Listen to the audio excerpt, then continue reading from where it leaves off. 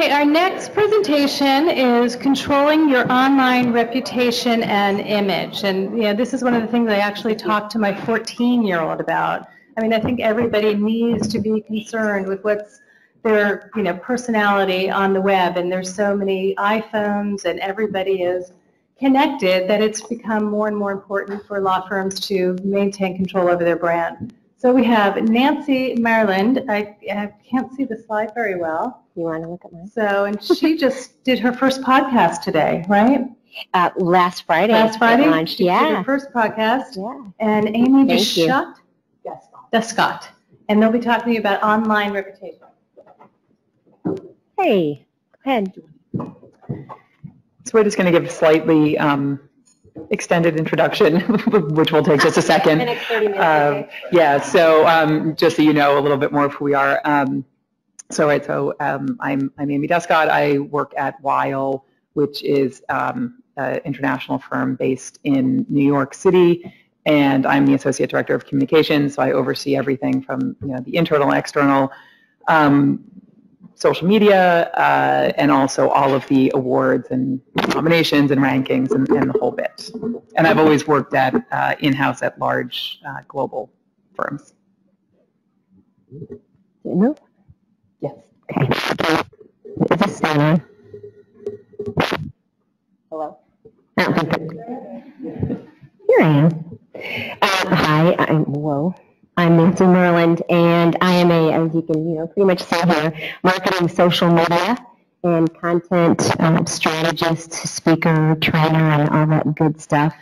And I work with lawyers, law firms, and legal marketers, and started out, if I tell how many years ago, it's just too telling. So I will tell you, I started out a long time ago at Baker & Daniels, now Faegre. Baker Daniels is their director of marketing. And then went out on my own in 2002 and started what was Merlin Marketing and turned into Merlin Marketing and Social Media in 2008 when I met and fell in love with social media as a group of great tools for law firms to incorporate into their marketing strategy. And thanks to Elizabeth for mentioning the podcast. It is brand new, and I'm kind of excited about it, a little bit giddy in fact, so you'll have to forgive me if you see me online acting a little too excited about it. I am excited. And largely because of what it offers for law firms. And I'll just go over our agenda very briefly, and then Nancy will begin the real presentation. So we are going to go over responsible use of social and digital media. And actually, I should say Nancy will be covering the first 3 points here. Social network boundaries and etiquette, and also transparency and branding. And then I will talk to you about what to do when things go wrong.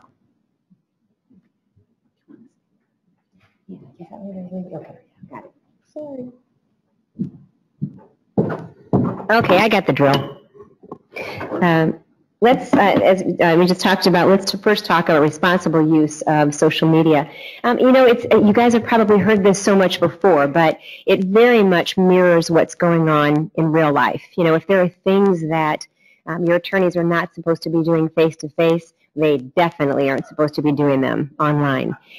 So all of a sudden, I know, yeah. And it's funny because as often as I think these are so basic, and I think, do people really want to hear that? Somebody will say, trust me. I get asked questions by my attorneys all the time about, can I approach this person? What can I say? Am I allowed to do that? And so I guess it's a reminder that it's okay sometimes for you guys to remind them. These are pretty serious communication tools. They're not toys. They can be a lot of fun, and fun doesn't necessarily mean frivolous. It just possibly means that, like, a lot of you in here and I have relationships that have been nurtured and furthered because of our relationship in social media. And it's the same thing for your attorneys. So once they get it down and they've done their due diligence and they have a comfort level with it, they will actually probably find that it's not painful. So again, they'll be okay. Sometimes it's just the hand holding. And then my recommendation is always to use a mature, and make sure you see the next line, social media and community manager, and that definitely does not mean age to me. Mature just means, and you guys all know this, they have a sense of what's right and what's wrong, and they've used these tools before. They didn't necessarily just come to you for an internship in their sophomore year of college and haven't been out in the real world to really experience what happens and what the ramifications are when somebody makes a misstep, or how to talk about what's going on at the firm in a mature manner, and maybe how not to slip up and talk about that they went out last night and went drinking and, oh, accidentally I cross-posted it to the firm's account. Not that mature people can't do that too.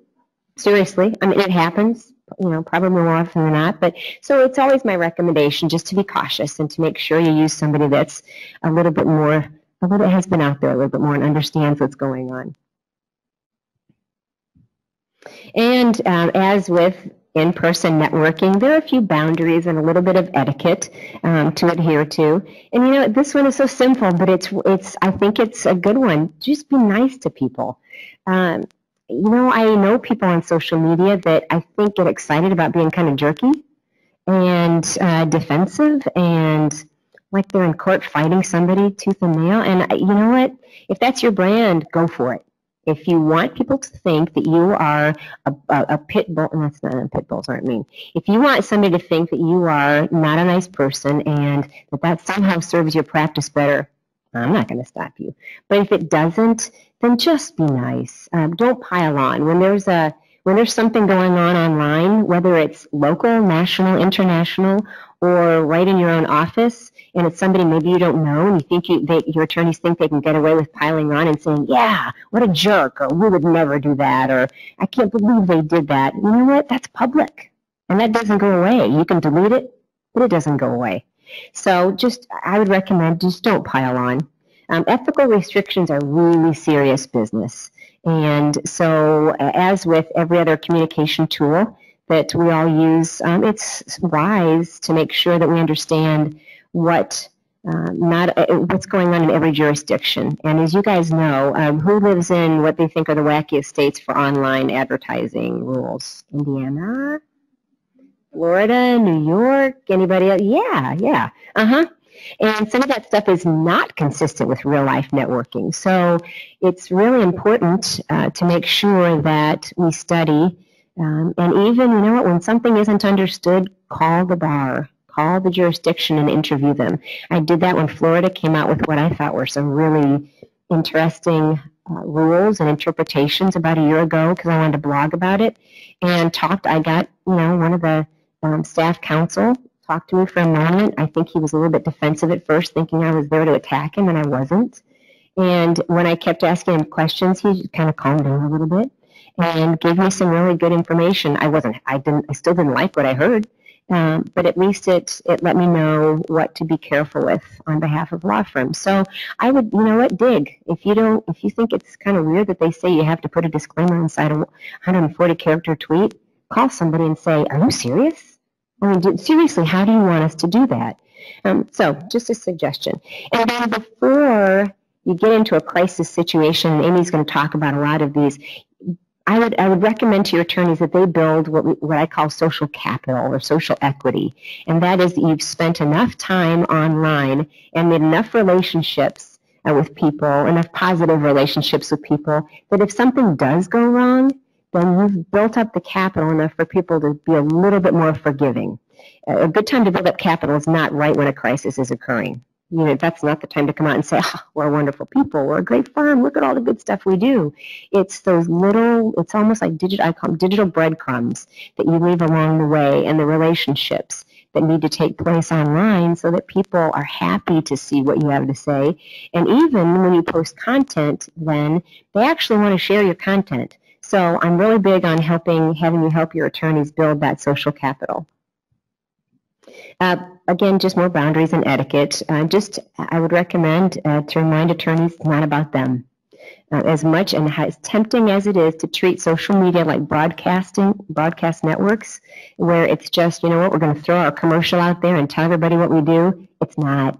And that's why it's called social media for a reason. If somebody, it's no different than walking into a business after hours or a firm reception, and if they just ran up to a group of people and started handing out business cards and saying something to them about them, hey, I know you want to meet me, don't you? This is what I do for a living, and gosh, I'm great, and this is my experience.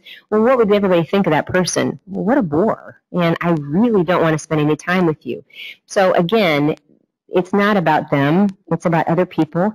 They need to talk to them, learn what is important to them, and sometimes that's by using listening tools, or it is as basic as just spending time there. Observe what people are talking about. When you watch, if you know who all your target markets are, members of the media, referral sources, influencers, and potential clients and current clients, and your attorneys follow them, it's not going to take long before they realize, by watching their conversation and their content across all of these media, what's important to them and what would make them happier than if they shared their content. I mean, when people share my stuff, I was like, I can't believe somebody took the time to do that, and it's always a little bit of a humbling experience.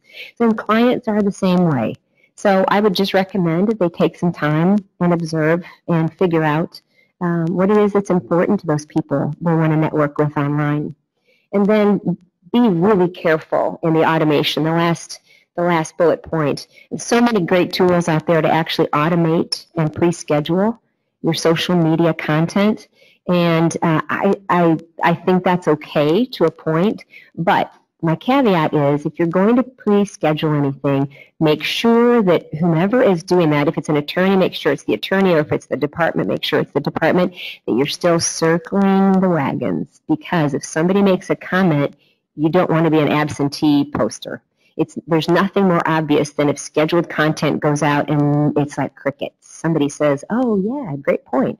Or they retweet it, or they share it on LinkedIn or even Facebook, and no one's there to acknowledge it. It's like having a conversation, somebody says something to you, and you don't say a word. Well, how weird is that? That's not a relationship builder. So if you're going to pre-schedule, go ahead. Just make sure you're really close by and that you're getting notifications, and for your attorneys as well. And then a little bit about why these tools are so great and why transparency in them is important and why they're good for branding. I often recommend to follow these 7 stages of social media. And we were talking about this a little bit ago. It really could be, we could spend hours talking about these 7 steps, but I won't. You're probably thankful for that at the moment. But if any, I will touch on them briefly, and I will also say I'm happy to turn this into something longer, a PDF with descriptions, if anybody thinks that would be a benefit. Then just write 7 steps on a business card and give it to me, and I'll make sure I turn it into something more permanent that you can have. But just a quickie, just to recommend to your attorneys, you have to lay some really good infrastructure if they're going to, and I'm not going to say successful in social media, because success is really relative. What's successful for me is very different from what's successful for you or for Roy or for Elizabeth or Cheryl.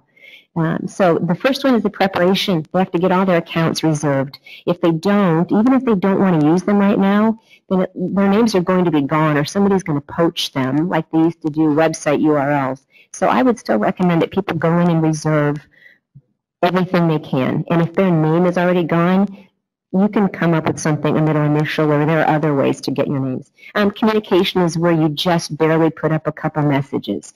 And I recommend that you do this because if someone goes to check you out and there are no messages on your social media profiles, you're not going to look very good.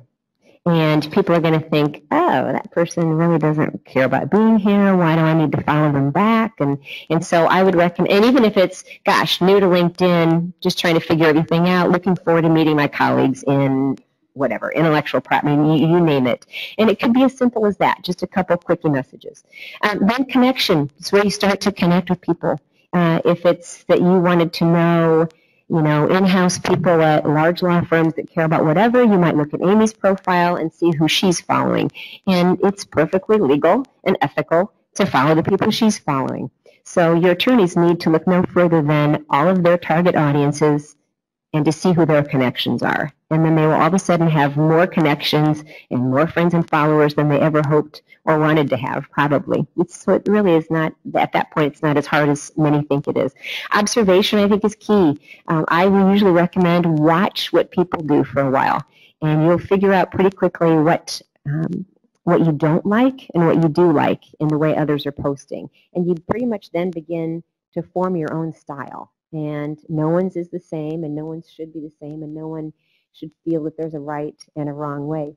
Communication is where you can step up the conversation. You know, if you're following John Byrne, all of a sudden you say, hey, John, you know, I just joined Twitter, and is there anything I should know?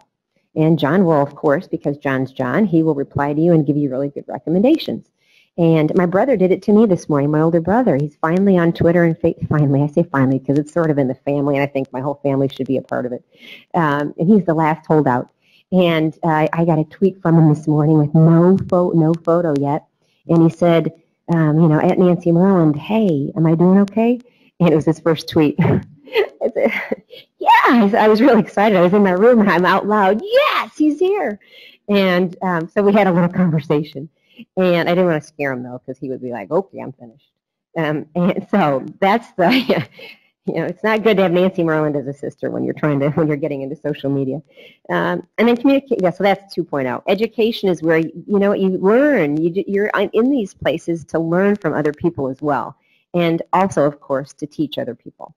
So it's important to keep that in mind. Your attorneys can learn more than they ever thought they knew because of watching what's going on. And then collaboration, I've done this, many of us have done this. We eventually start doing business with people we have never even met face-to-face because we've spent time getting to know them online. And that is not an exaggeration, and it is one of the most beautiful things I've ever experienced because it is built on complete trust and conversation, not that they've actually seen each other face-to-face. So that's, again, those are the 7 steps. If you want more on them, or if that's just more than enough, then you let me know. About the transparency part, really critical, and Amy touches on this too. I would recommend to your attorneys, don't ever be somebody that you're not. You don't have to be fancy if you're not. You don't have to act more sophisticated or more down to earth if you're not. Just relax and be who you are. If you don't know something, you ask. You ask somebody, and it's okay to do that. If you mess up, you got to apologize, and it's okay. You know, it doesn't mean you're anything's wrong with you or you're flawed. It just means, oh, I'm sorry. I didn't know, or I didn't realize you switched firms. Yeah, it's so nice to see you again. And just try to be sincere because that's a lot more memorable in the long run than being sort of terse and jerky to people. Social media is, I have found this social networking is the great equalizer. Who's from what they think, and I'm not going to give numbers, but who thinks they're from a really small firm in here? All right. Who's from what they consider a really large firm? Great. Well, the nice thing about social media is that there is no reason why your firm can not look as sophisticated and as capable and qualified to do what you do than a mega firm. There is absolutely no reason because no one is in your office space. No one's looking at your building. No one is, I'm sorry, we haven't even greeted. And no one actually sees your whole body to size you up. You know how we are as human beings. We judge. And first impressions are often odd. So the really nice thing is that all of a sudden, if you take an active approach to social networking, you're a bit strategic about it, of course, and you fit it in as additional tools to the social media and business development and marketing plans, then there is absolutely no reason why you can't hold the same position in your potential clients' minds as a firm that is 100 times the size of you. Now, the good thing about that is it's great for a small firm. The scary thing about that for large law firms is that competition is at your doorstep. So it really, I think this is a call to everyone to step up what they're doing online and make sure that they're really getting all their pieces in place so that this great equalizer is going the direction that your firm needs it to go. Amy's turn.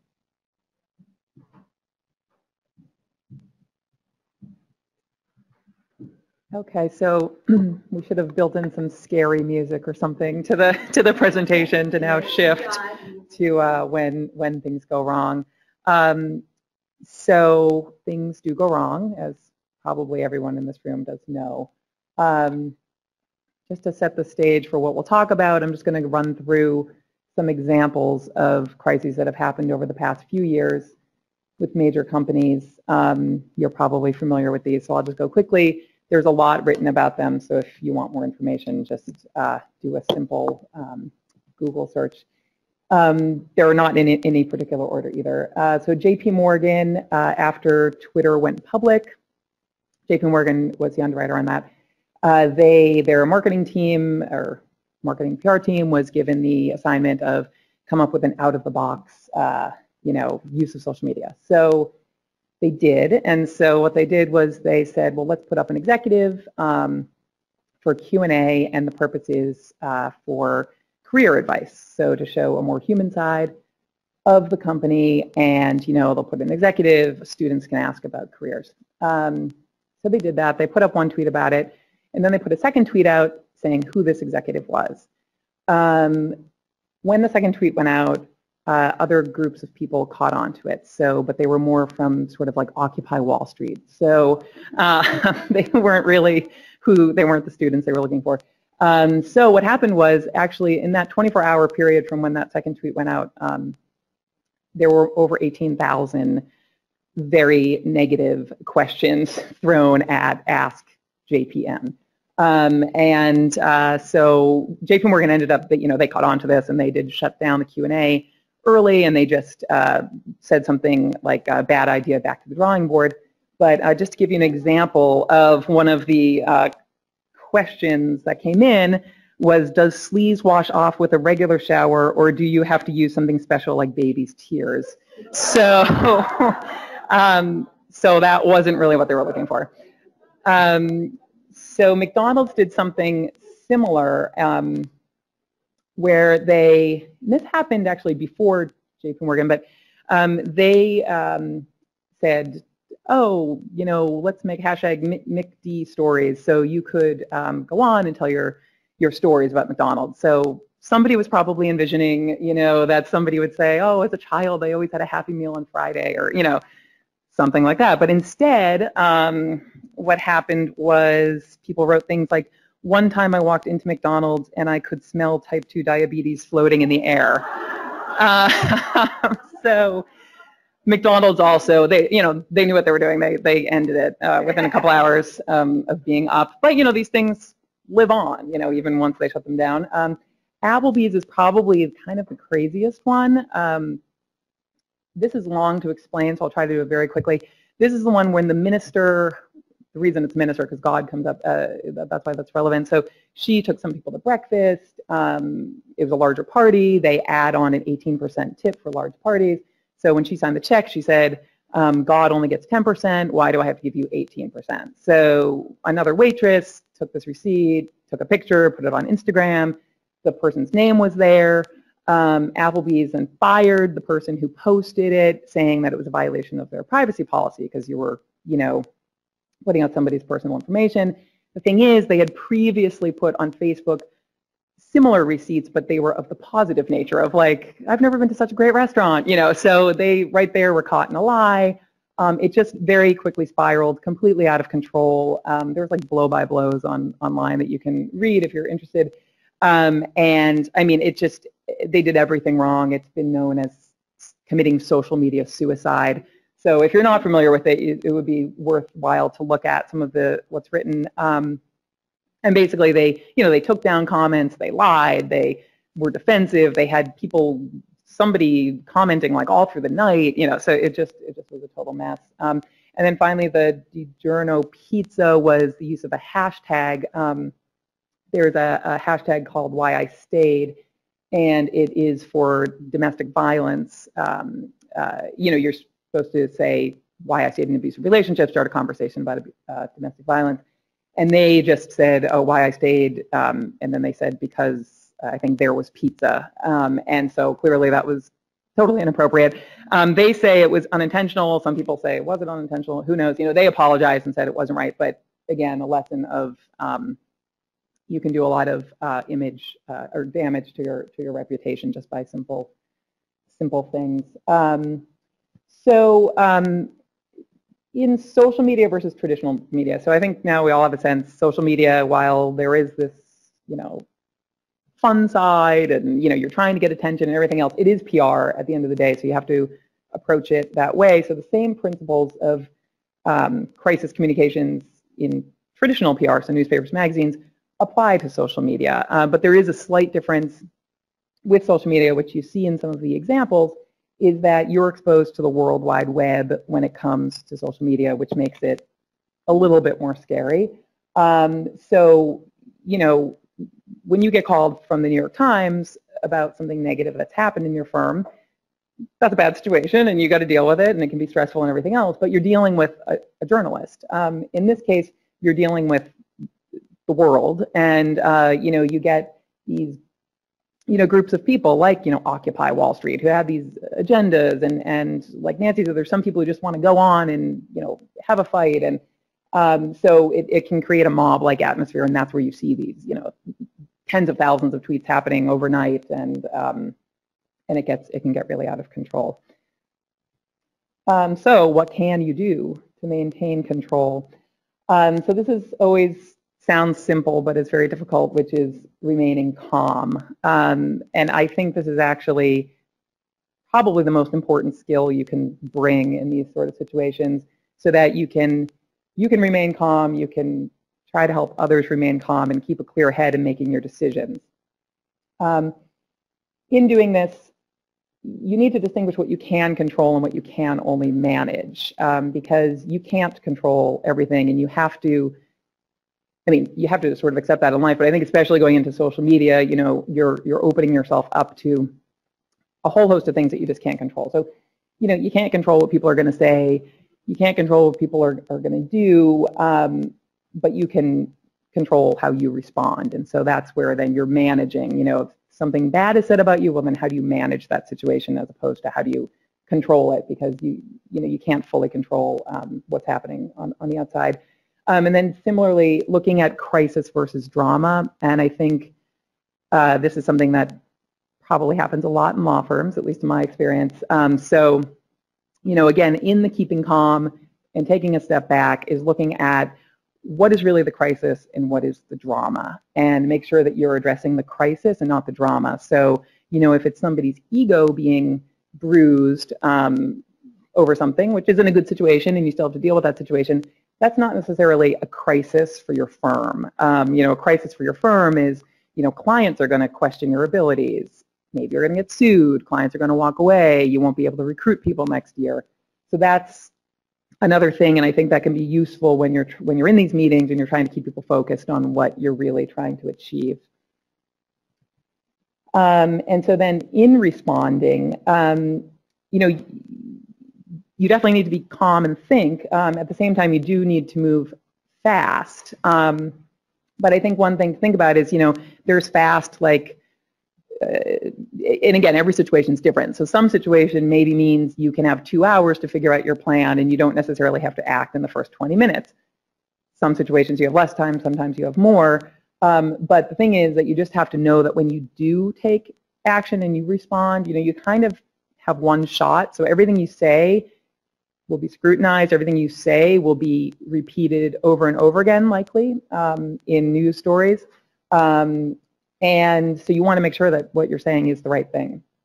And in figuring that out, that's where being calm, listening, definitely listening, and also being factual, which is always just a key principle of PR, which, you know, you're dealing in facts, not emotions.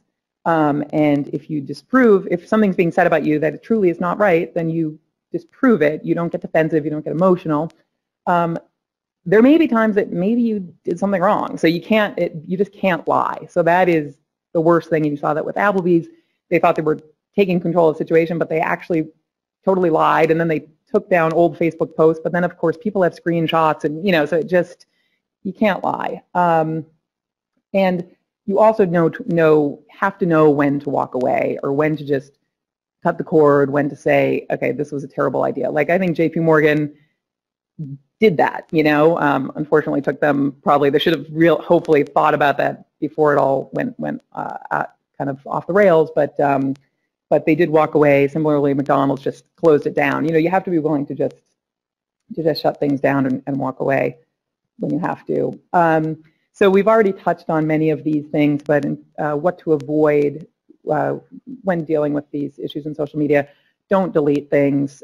There may be special situations where somebody is racist or something like that, so then obviously you do, but for the most part, never delete. If you're going to be using hashtags, make sure that whoever is doing that knows what they're doing, so that these words, by using certain words, you're grouping yourself in with certain messages, and that's what you saw with the DiGiorno pizza incident. So again, whether or not it was intentional, but you could see how maybe if you didn't kind of look into it, you would think, oh, maybe that just means something cute. And I think it can come up, and especially large organizations, that if there are kind of social media things coming from different channels, people sometimes think, oh, let's just add a hashtag, but they don't really understand that it might already be, have some sort of meaning. Never be defensive. That's just, I know that everybody knows that. And that is hard, because sometimes in the heat of the moment, there's that you want to be, but you have to stick to your ground and look at the longer picture. And very important, don't ignore what could be a really bad situation. So let's say something breaks at your firm, it's something somehow negative is happening, and you're dealing with it, and maybe you just issue a simple statement, and that might be enough. But you do have to keep watching what's being said, because you don't want then this statement. Sometimes the thing is, things move fast with social media, but I think you also have to remember it kind of has a long life too. So sometimes it takes some time for what might be in the legal circles first, then it goes to more the business circles, and then it goes to Main Street. So sometimes it could be a 3-4 day event where this news is trickling, and that's why you need to keep a close eye, because you don't want to think, oh, we did our statement and now we're all done, because the legal press or the New York Times isn't asking anymore. But there could be this whole chorus starting on social media. And just some points about minimizing your chance of being caught in a crisis. You can never completely, avoid one. They're probably going to happen at some point. But ways that you can try to do your best is to take off the rose-colored glasses, which I'm probably very good at this point, and I'm always the negative person in meetings. But you do. I think this is the key thing of being a communications director, some sort of communications role. You need to think about the worst-case scenario. So even if people think you're going kind of overboard, that's your job. And thinking through every angle, working through the scenarios in your mind, and it's almost like working out a Q&A, or it's going back to, again, those basic PR principles. But and with social media, a key question is, do you really want to start a conversation? Because Nancy said, and many of people have said, social media isn't just a platform for you to broadcast your good news, or for you to say, oh, I'd like to talk about career advice today. Everyone ask me a career question. People are going to ask what they want to ask. And if you have been in some situation where maybe opening your door to the whole world isn't the best thing, then you need to maybe wait, or think of another way to achieve what you're trying to achieve. And that goes right in with internal pressures that you can get to get some good press, and well, firm A is doing that, why can't we do that? Every firm is different, and every firm is dealing with different situations. So if your firm is in a particular situation where you don't feel there could be a risk in opening yourself up to all these questions, then that's what you have to advise that you don't do at that time. Again, the control question, you just can't control people, so you need to get over that and just think about controlling yourself and your response, and your internal processes. Make sure that your social media is under the direction of someone who has PR judgment. It's not this separate fun department. It's in the boring PR department now. No, but truly, it's something that because I've had incidences where maybe you get to a new place where you're working, and you find out that oh, well, the Twitter feed has always been populated by some person who writes a blog tells someone in IT, and then they post it on Twitter. So that's a dangerous situation. So you just want to make sure that it gets centralized. And we just have some final summary points, which are social media is the great equalizer, as Nancy explained. It's not about you. the importance of being nice and sincere, and that is what will make you memorable. It's PR, so never let your guard down. They're after you. No, just kidding. But it is. Don't get swept away and you know the fun side. You know, letting go of the control where you have to, but then harnessing it where you can. And we have one final thought, which I'll let Nancy give. It's a big build-up. And one final thought, if everybody in the world would just remember this, then I think we'd all be in good shape. And it's not only that if everybody in your firm would do this, but then if we could all do this with one another, then I think we'd never have to worry about this. But that's if they would just keep calm and call a legal marketer. We would all be much better off. And we have stickers of that for all of you. Yeah, and many. So if you think it's gonna rub off and you want to wear it again tomorrow to remind people, I brought a bunch, like a bunch. No, it's just a sticker. It's just I looked for tattoos. We think alike. I looked for tattoos, Stephanie, but this was much easier. So we have these, but now and if anybody has any questions.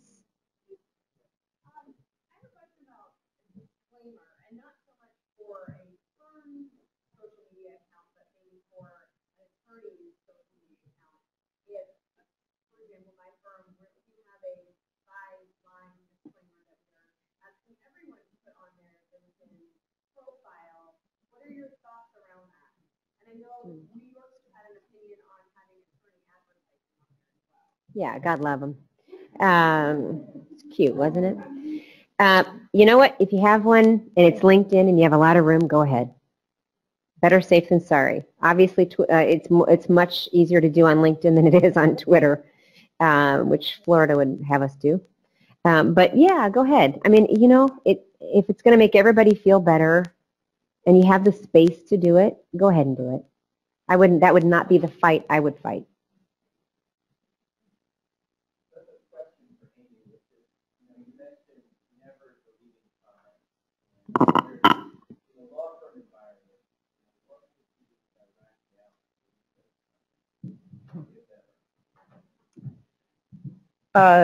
So like if there's a comment on Facebook or something that says you're terrible or, you know, and I'm not a trained lawyer in this area, so yeah, I mean, really what my point is that you don't want to, you can't be caught, you can't be actively managing, you know, if somebody just says something bad about you, take it down, you know, and that will make it better. Because people will, it's about, you don't want to be caught in a lie or kind of playing both sides. So, you know, really if something is just, you know, kind of, you know, not accusing you of malpractice or, you know, I mean, that's where it gets into different areas. But, you know, so if something is overtly racist, it's really offensive to groups of people, then you have grounds to take that down and nobody's going to criticize you for that. I think my main point is getting into these things of when, you know, when is the public going to say, wait, but you said this and now you're saying that. That's my point.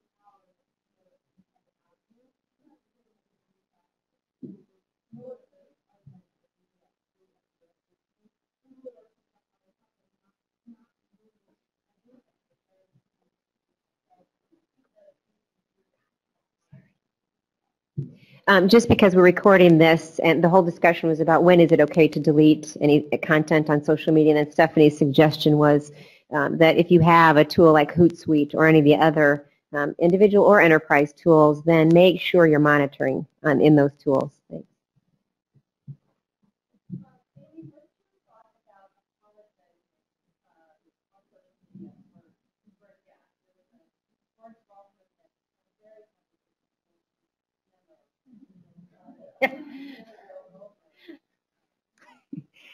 That's actually my law firm. So as I know, that was a planted question.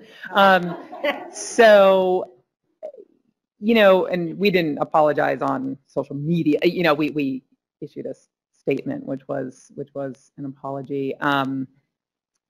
So, I mean, I think if you, in a situation like that, you, right, because our statement was the apology and that was the right thing to do, that ended up getting picked up in different places. We didn't actively post it, you know, and I suppose if you were in the situation where the issue that you're dealing with originated on your page, and we don't use